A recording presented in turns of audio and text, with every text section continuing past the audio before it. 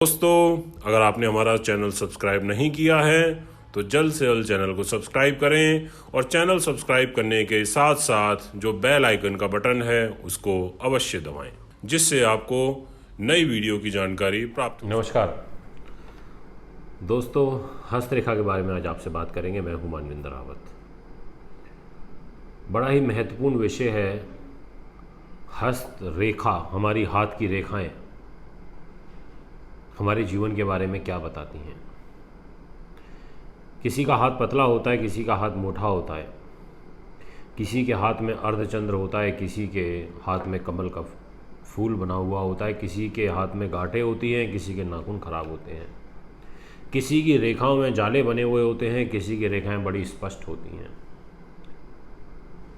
दोस्तों, आखिर इन सब बातों का महत्व क्या है, इन सब की अपनी रेलेवेंसी क्या है, इन्हीं विषयों पर आगे आने वाले कुछ दिनों में कुछ वीडियो मैं आपके लिए लेकर के आऊँगा, शूट करूँगा, जिसमें मैं आपको हस्तरेखा के बारे में जानकारी दूंगा।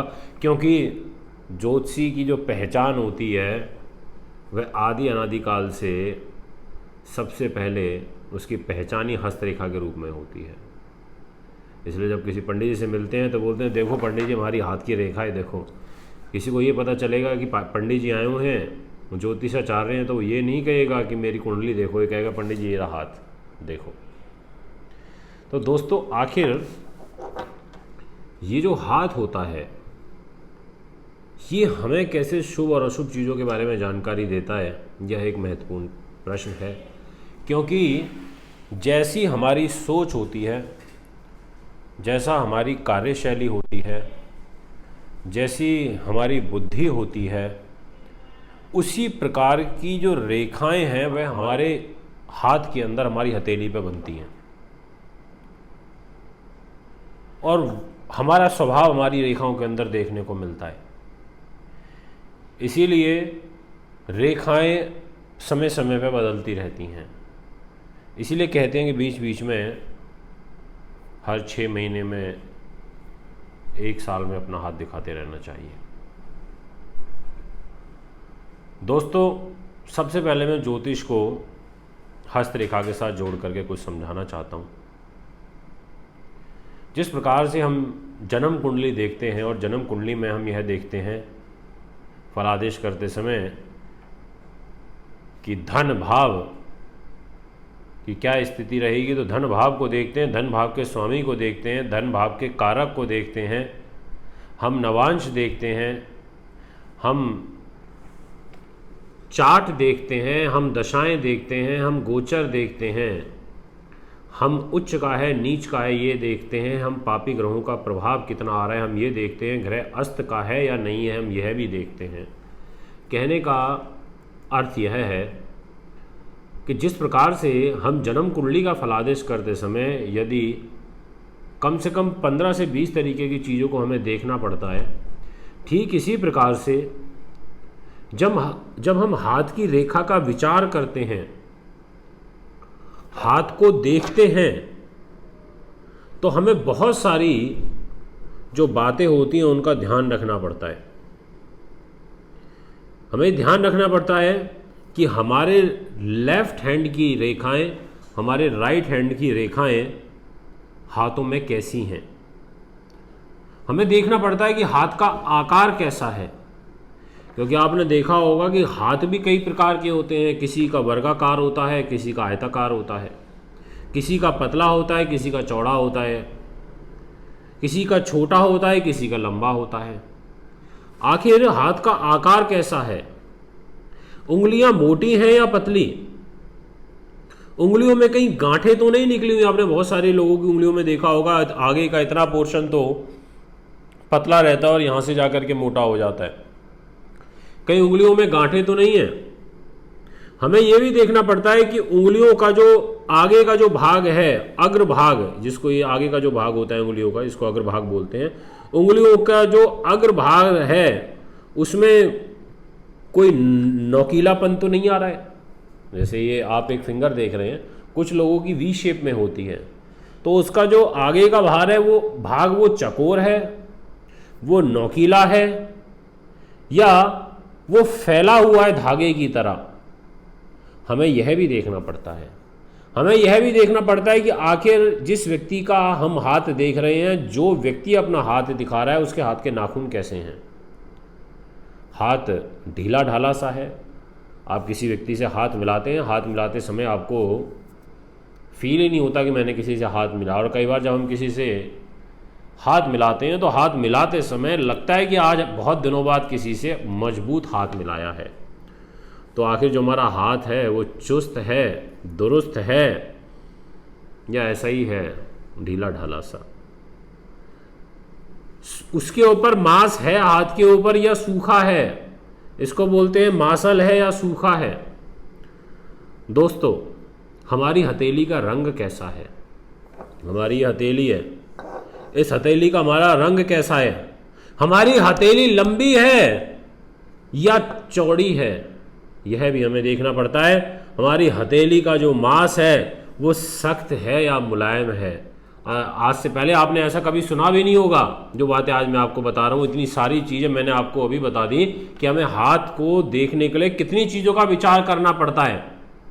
मुख्य बताने का जो कारण है वो मेरा ये है कि हमारी हाथ की भी जो हथेली होती है, इसमें भी हम देखते हैं कुछ लोगों की बड़ी टाइट होती है और कुछ लोगों की बड़ी ही सख्त होती है।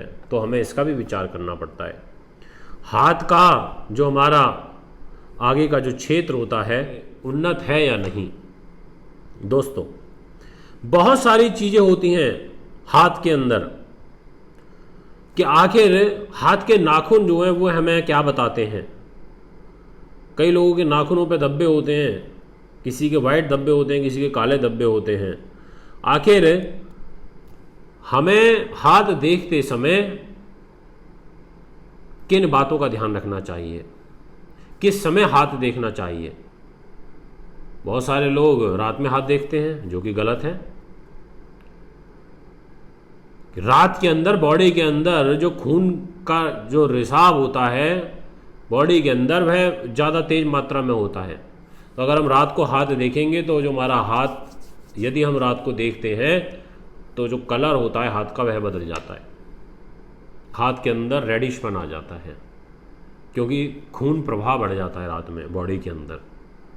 तो आप हाथ की रेखाओं को ढंग से समझ नहीं पाएंगे, हाथ की रेखाओं को ढंग से डायग्नोज नहीं कर पाएंगे।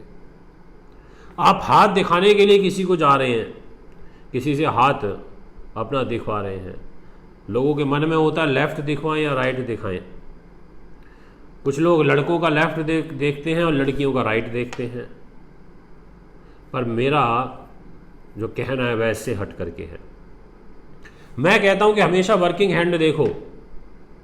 जो आपका वर्किंग हैंड है उसको देखो, उस हाथ पे आपके सबसे ज़्यादा प्रभाव मिलेगा, क्योंकि हर दोनों ही हाथ की रेखाओं में फर्क होता है।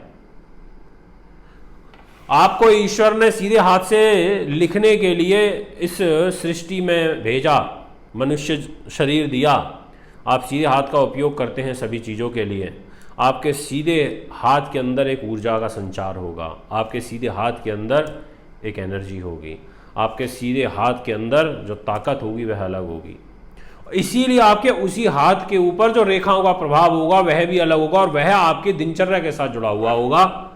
क्योंकि दोस्तों, मैं डीप विषय में नहीं जा रहा हूं, इसमें मैं आगे वीडियो में बताऊंगा आपको।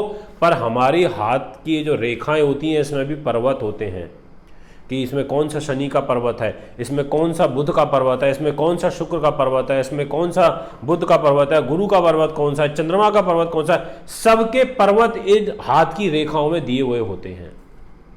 इसीलिए ये ज्योतिष से जुड़ जाता है कि जैसे अगर सूर्य का स्वभाव है कुंडली के अंदर झुकना नहीं, अपनी चलाना, आक्रामक प्लैनेट है, ओझी प्लैनेट है, बड़ा करता है, छोटा सोचता नहीं है। तो अगर यदि आपके हाथ के अंदर भी आपका सूर्य पर्वत मजबूत होगा, पर्वत उठा हुआ होगा, पर्वत मजबूत स्थिति में होगा, तो आपका स्वभाव इसी प्रकार का होगा जैसे सूर्य का होता है। यदि आपकी कुंडली में, यदि आपकी हाथ की रेखाओं में भी यदि सूर्य पर्वत मजबूत होगा, उठा हुआ होगा, तो आपका स्वभाव भी सूर्य की तरह होगा, प्रभावशाली।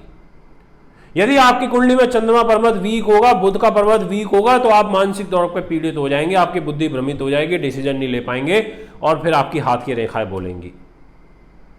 फिर हमें कुंडली में ही नहीं जाना पड़ता, ज्योतिषी देख करके बता देता है कि आप मन से ऐसे हैं, आप बुद्धि से ऐसे हैं, आप शरीर से ऐसे हैं, आप सोच से ऐसे हैं और आपके साथ ये दिक्कतें होती है। क्यों?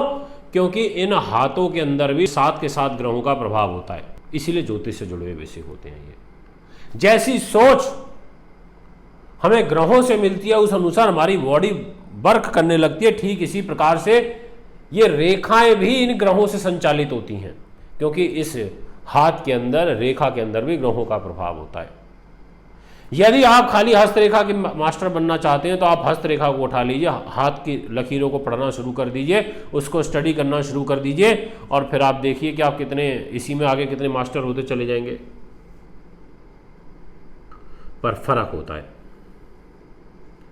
कि हमें खाली एक किताब पढ़ लेने से, 2 किताबें पढ़ लेने से हमें अच्छे हस्तरेखा के विशेषज्ञ नहीं बन सकते। ये सच्चाई है दोस्तों। जिस प्रकार से कुंडली बहुत डीप विज्ञान है, ठीक इसी प्रकार से हस्त विज्ञान भी बहुत डीप है।